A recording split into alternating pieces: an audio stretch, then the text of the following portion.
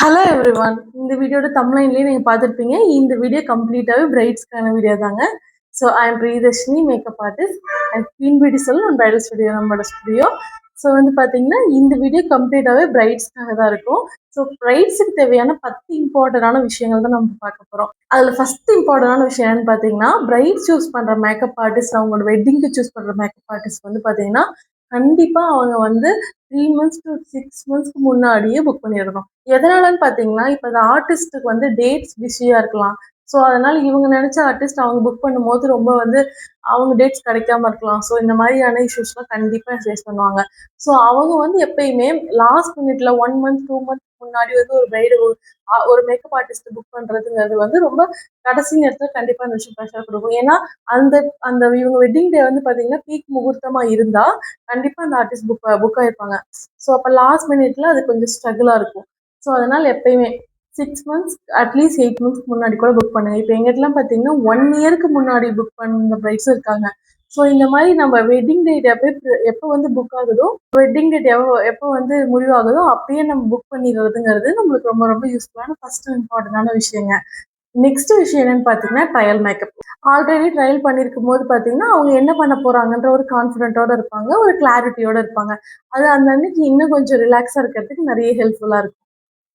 Third விஷயம் என்னன்னு பார்த்தீங்கன்னா, இதுவும் ரொம்ப இம்பார்ட்டன்டான விஷயம் தாங்க, ஸ்கின் கேர். பிரைடை பொறுத்தவரையும் பிரைட் பண்ணியிருக்க வேண்டியது ஸ்கின் கேர் ரொம்ப முக்கியம். ஸ்கின் கேர் பண்ணலன்னா நீங்கள் மேக்கப் பண்ணுறது கஷ்டமான்னு கேட்டிங்கன்னா அப்படி கிடையாது. எப்படி இருந்தாலும் நாங்கள் மேக்கப் பண்ணுவோம். ஸ்கின் கேர் பண்ணும்போது பார்த்தீங்கன்னா உங்களுக்கு பிக்மெண்டேஷன் நிறைய இருக்கு அப்படிங்கிறப்ப நம்மள அதுக்காக கவர் பண்ணுறதுக்கு யூஸ் பண்ணுற கன்சீலர் எல்லாமே இருக்கும். இப்போ ஸ்கின் கேர் நல்லா பண்ணிருக்கீங்க, ரொம்ப பிக்மெண்டேஷன் கம்மியாக இருக்கு, ஸ்கின் நல்லா இருக்கு அப்படிங்கிறப்ப உங்களுக்கு இன்னுமே அந்த லுக் பார்க்க நேச்சுரலா இருக்கும். ஸோ அதுக்காக ஸ்கின் கேருங்கிறது ஒரு காமனா நார்மலாவே நம்மளுக்கு ரொம்ப முக்கியம் தாங்க. அடுத்து ஃபோர்த் விஷயம் என்னன்னு பார்த்தீங்கன்னா, நீங்க ஆல்ரெடி ஒரு ஒரு ஒரு மேக்கப்போ ஒரு ஒரு மாடலோட ஒரு ஹீரோயினோட பிக்சர் எடுத்து வச்சுட்டு இதே மாதிரி நம்ம வெட்டிங்க்கு பண்ணணும் அப்படின்னு மாதிரி பண்ணுவீங்க இல்லையா? அதை விட உங்களுக்கு என்ன சூட் ஆகுது, அந்த அந்த டேல நீங்க என்ன காஸ்டியூம் போடுறீங்க, உங்களுக்கு என்ன செட் ஆகும் அப்படிங்கிற மாதிரி நம்ம பார்த்து பண்ணும்போது இன்னுமே உங்களுக்கு அந்த லுக்கை விட நீங்க எக்ஸ்பெக்ட் பண்ண விட விட ரொம்ப நல்லா வர்றதுக்கு அதிக வாய்ப்பு இருக்கு. உங்களுக்கு என்ன சூட் ஆகுதுங்கிறத நீங்க நல்லா மேக்கப் ஆர்டிஸ்ட்டையும் உங்களோட காஸ்டியூம் டிசைனர்ட்டையும் பேசிட்டு நீங்க பண்ணும்போது இன்னுமே உங்களுக்கு ரொம்ப ரொம்ப அந்த லுக் நேச்சுரலாகவும் சூப்பராகவும் இருக்கும். இன்னும் எலகண்டாவும் ரொம்ப ராயலாகவும் இருப்பீங்க. பிரைடுக்கு இம்பார்ட்டன்டான இன்னொரு விஷயம் சொல்லட்டுங்களா? ஸ்லீப் தாங்க. நல்லா நீங்க தூங்கி எந்திரிச்சிங்கனாலே உங்களுக்கு பாடியில இருந்து மைண்ட்ல இருந்து எல்லாமே ரிலாக்ஸா இருக்கும். அப்ப எல்லாமே ஆட்டோமேட்டிக்காவே உங்களால பொறுமையா ஹேண்டில் பண்ணி கரெக்டா கொண்டு வர முடியும். ஸ்லீப் நல்லா இருந்தாலே ஆட்டோமேட்டிக்கா ஸ்கின்னும் நல்லா தாங்க இருக்கும். அடுத்த விஷயம் பார்த்தீங்கன்னா, லாஸ்ட் மினிட்ல எந்த ப்ரோக்ராமும் செட் பண்ணாதீங்க. லாஸ்ட் மினிட்ல பர்ச்சேஸ் பண்றது இந்த மாதிரியான எதுவும் பண்ணாம எல்லாமே முடிஞ்ச அளவு முன்னாடியே பண்ணுங்க. ப்ரீ பிளானிங் ப்ராப்பரா பண்ணிட்டீங்கனாலே உங்களுக்கு ஆல்ரெடி பாதி ப்ரெஷர் இருக்காது. ஸோ பிரைட் அந்த நேரத்துல எல்லாமே ரிலாக்ஸா பண்றது இன்னும் மிகப்பெரிய சூப்பரான விஷயம். அடுத்த விஷயம் பார்த்தீங்கன்னா, கம்ஃபர்டபுள் அவுட்ஃபிட். கம்ஃபர்டபுள் அவுட்ஃபிட்ங்கிறது ரொம்ப முக்கியங்க. ஏன்னா இப்போ நீங்க ரிசப்ஷன்ல நிக்க போறீங்கன்னா, ரிசப்ஷன்ல 3 to 4 ஹவர்ஸ்க்கு மேல அந்த ஸ்டேஜ்ல நிற்பீங்க. ஸோ மாலை எல்லாமே போட்டிருக்கும்போது உங்களுக்கு அது வெயிட்டாவும் இருக்கக்கூடாது. ட்ரெஸ் குத்துறது இந்த மாதிரியான இஷ்யூஸ் இரிட்டேட்டிங்கா இருக்கக்கூடாது. ஸோ நம்ம கம்ஃபர்டபுளா அவுட்ஃபிட் பண்ணிட்டாலே, ரெடி பண்ணிட்டாலே நம்ம நிக்கிறதுங்கிறது ஸ்டேஜ்லயும் சரி, தாலி கட்டும் போதும் சரி, ரொம்ப ரொம்ப கம்ஃபர்டபுளாவும் இருக்கும். ஸோ அதனால கம்ஃபர்டபுள் அவுட்ஃபிட்ங்கிறது ரொம்ப முக்கியம் தாங்க. அடுத்த விஷயம், வெட்டிங் டைம் லைன் பிளான் பண்ணுங்க. ரொம்ப ரொம்ப ப்ராப்பரா பிளான் பண்ணுங்க.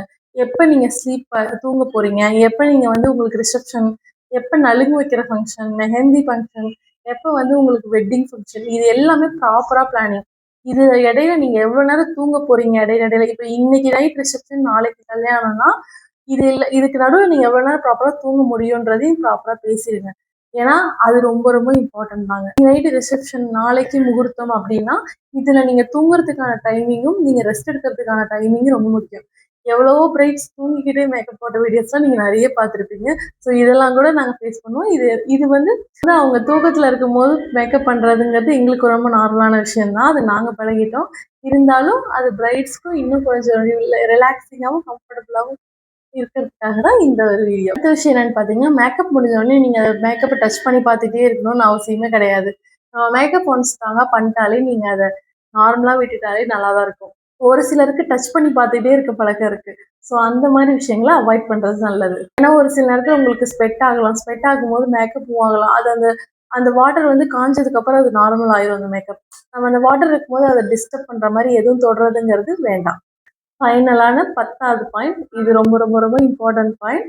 என்னன்னு பார்த்தீங்கன்னா ஸ்மைல். கண்டிப்பாக ஸ்மைலுங்கிறது தாங்க பெஸ்ட் மேக்கப்.